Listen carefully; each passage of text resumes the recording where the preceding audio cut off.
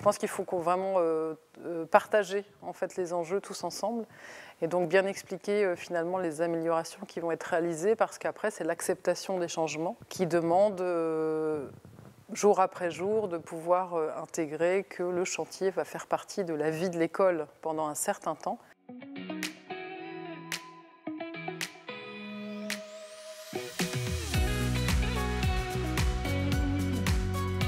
Alors, les écoles font partie du grand programme de la reconstruction qui a eu lieu après-guerre. Nous avons estimé qu'en raison notamment de la crise énergétique et de la transition donc, écologique, nous allions mener tout un travail par rapport à la réhabilitation des écoles. Évidemment, il y a eu toutes les phases d'études, mais aussi tout un travail qui a été élaboré avec l'équipe éducative et de pouvoir faire en sorte qu'on aboutisse à de réelles améliorations en fonction et à partir des constats qui avaient été faits tous ensemble. Sur l'école de l'Isère, on était sur une architecture assez simple, une architecture béton, enduit, lisse.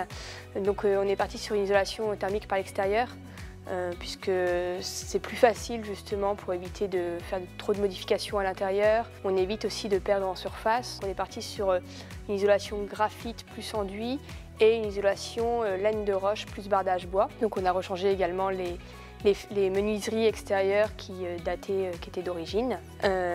On a mis en place une VMC avec un caisson par classe et non une centrale de traitement d'air globale sur l'école, donc qui était une petite particularité. Et en même temps, on est dans un périmètre monument historique, donc un refus aussi de la part de l'architecte des bâtiments de France qu'on installe une centrale en extérieur.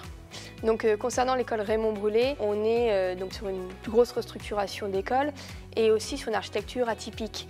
Donc comme on était de toute façon sur une restructuration globale avec une intervention dans des locaux qui sont quand même vides au moment où on intervient, on est parti sur une isolation thermique par l'intérieur. Donc on a également des changements de menuiserie puisque une partie des menuiseries n'avait jamais été changée non plus. Un renouvellement de la centrale de traitement d'air puisque c'est quelque chose qui avait déjà été mis en place. Donc là on est sur des centrales de traitement d'air en extérieur qui sont donc en toiture et dissimulées par des brises-vues avec un motif qui va être repris sur les futures menuiseries extérieures.